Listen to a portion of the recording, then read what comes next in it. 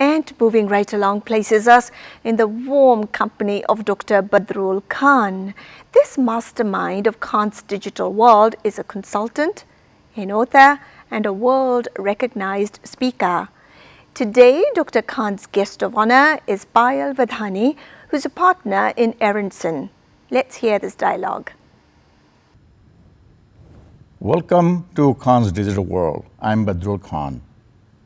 Today, we would like to discuss cybersecurity. As you all know, all transaction activities that are due online and our information, our data are stored in service providers, computers or servers. And this data could be used right which will benefit us. If they are abused or did not use right, then they can harm us. Like all our belongings and assets at home, we put them in safe and secure place. How about information, especially critical information about us when you're doing banking, e-filing, taxes, buying, selling online? How about all the information that have our profiles, our preferences, how this information are used, we don't know. So we wanted to see that can we really become knowledgeable about how to secure this information about us. With that in mind, I have a wonderful guest who is a cybersecurity subject matter expert. She is Payal Vadhani. And welcome, Ms. Vadhani here. Thank you, Badrul. We'll call her Payal. And so please share with us how severe the security issue is for us, and also what are the organization and individuals can do, and is there a way to protect us? Thank you. Absolutely. So, Dr. Khan, we're living in a very exciting time, right? All of the technological advances and the innovations permeate into every aspect of our life. So be it online banking, buying cars, buying clothes on the internet, we use our credit card information. And cyberspace has now become a breeding ground for criminals, activists, individuals who are, making to use as much as possible in terms of stealing digital data. And we need to really secure this space. U.S. economy is based on innovation. All of our infrastructure is based on business processes, and it's very, very important for us and for the government to really secure this critical data. So this mammoth task of helping us secure all of the critical infrastructure lies with the US Department of Homeland Security. DHS has a presidentially mandated mission to secure government agency as well as the critical infrastructure of the country. And let me tell you, it's not an easy task. Right, so a lot of the information is very, very open. There's a lot of concerns about data privacy, and that is what the DHS is really helping us with. Now, when you talk about private companies, it's a whole other conversation because private companies are not equipped to deal with the level and just the sophistication of attacks that are happening these days. So the private companies are thinking about it completely differently than as in federal agencies or larger organizations. Well, the private organization and federal agency, they have enough funding to protect themselves. As just a citizen, how should I protect myself?